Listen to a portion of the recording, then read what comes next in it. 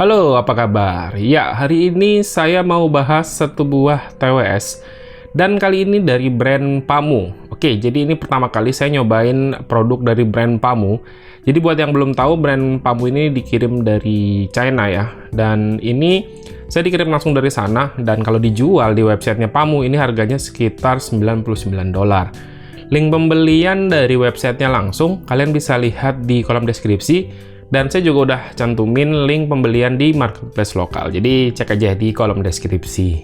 Oke, dalam paket penjualan Pamu Z1 Pro ini, kita bakal dapetin ada satu buah charging case, terus ada TWS dengan desain in-ear monitor, dan ini untuk batang si TWS-nya agak unik ya, dia agak gendut gitu. Terus ada beberapa ear tips cadangan, ada kabel data USB-C, dan pouch berbahan kulit sintetis. Oh ya, untuk charging case-nya ini support wireless charging ya.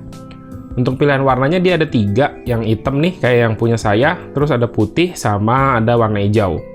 Untuk harga segini atau sekitar kalau dirupiahin tuh 1,4 juta ya, Pamu Z1 ini terbilang cukup lengkap secara fitur. Ada ANC, transparency mode, terus ada dual microphone untuk mendapatkan noise cancelling yang lebih bagus, dan udah cukup low latency dengan koneksi Bluetooth 5.2.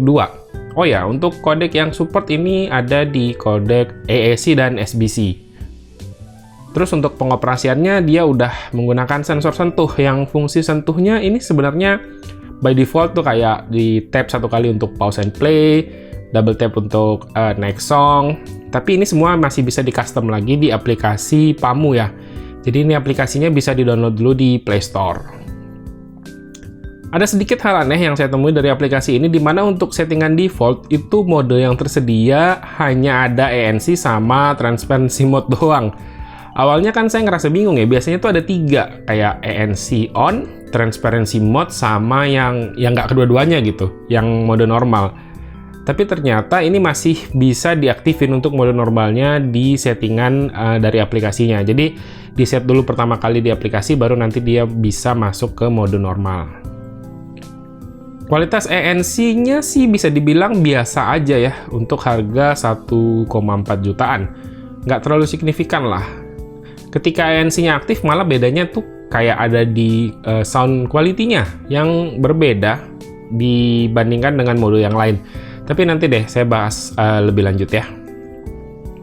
Terus intinya untuk kualitas suara dari Pamu Z1 Pro ini gimana? Kualitas suara menurut saya dia ada terasa dominan di bagian bass. Itu bassnya kerasa bumi dan empuk. Jadi ini salah satu karakter bass yang saya suka. Jadi ini kalau kalian udah pernah nyobain beberapa TWS, itu bakal kerasa tahu bedanya antara bass dari TWS harga yang mahal dengan bass dari TWS dengan harga yang murah. Dan ini kualitas bassnya terasa dari TWS yang harganya mahal. Terus untuk mid-nya ini masih terdengar jernih dan fokus, suara vokalis tuh masih terdengar sangat detail lah. Terus treble ini nggak begitu crispy. Kayaknya ini adalah faktor dari suara bass yang cukup dominan. Tapi nggak sampai hilang banget gitu, nggak sampai mendem banget. Tapi masih cukup oke lah, masih cukup enjoyable.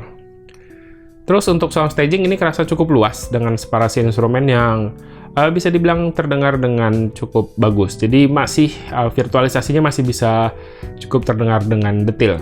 Oh ya, penjelasan yang barusan itu ketika saya pakai di mode ANC on.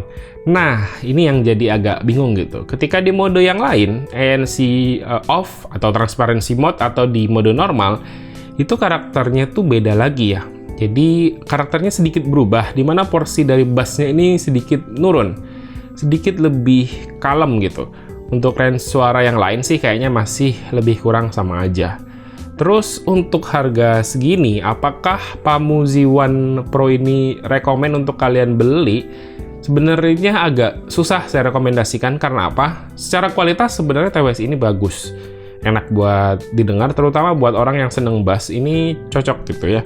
Cuman dengan harga 1,4 dan pengiriman ini kan langsung dari luar negeri, belum ditambah pajak, belum ditambah ongkir, itu khawatirnya harganya jadi lebih mahal lagi. Jadi mungkin bakal tembus 1,7 kali ya sama ongkir dan pajak.